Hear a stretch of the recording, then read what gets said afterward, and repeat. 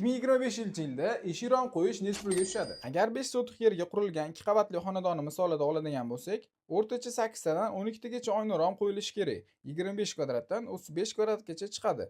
Shunda kvadratini 900 ming so'mdan boshlanish narxda hisoblaymiz. 22 500 ming so'mdan 31 500 ming so'mgacha bo'lyapti. Profili seriyasiga, mexanizmiga qarab narxlar o'zgarishi mumkin. Endi kirish eshigini o'zini hisoblaymiz. Uni kvadrati 1 30 ming so'mdan boshlanadi.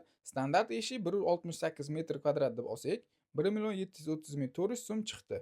Bu narx ichiga diagnostika, mexanizmlari o'rnatish, 3 yil kafolati bilan servis xizmati ham kirib ketadi. Gaz bilan svetni puli oshganidan keyin eshik bilan romlarga pul tikish investitsiya bo'lib qoldi. Qishda issiqlik chiqishini kamaytiradi, yozda bo'lsa salqin havoni tashqariga chiqazib yormaydi. Bu bo'lsa gaz bilan svetni yaxshigina tejaydi. Agar sizlarga ham 3 yil kafolatli, hamma xarajati ichida bo'ladigan ish-romlar kerak bo'lsa, kommentariyada plus qoldiringlar.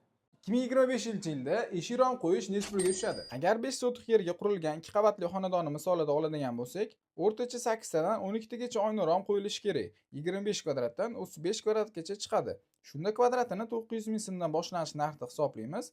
22 500 ming so'mdan 31 500 ming so'mgacha bo'lyapti. Profili seriyasiga, mexanizmiga qarab narxlar o'zgarishi mumkin. Endi kirish eshigini o'zini hisoblaymiz. Uni kvadrati 1 30 ming so'mdan boshlanadi. Standart eshik 168 metr kvadrat deb olsak, 1 730 ming 400 so'm chiqdi. Bu narx ichiga diagnostika, mexanizmlari o'rnatish, 3 yil kafolati bilan servis xizmati ham kirib ketadi. Gaz bilan svetni puli oshganidan keyin eshik bilan romlarga pul tikish investitsiya bo'lib qoldi. Qishda issiqlik chiqishini kamaytiradi, yozda bo'lsa salqin havoni tashqariga chiqazib yormaydi. Bu bo'lsa gaz bilan svetni yaxshigina tejaydi. Agar sizlarga ham 3 yil kafolatli, hamma xarajati ichida bo'ladigan ish-romlar kerak bo'lsa, kommentariyada plus qoldiringlar.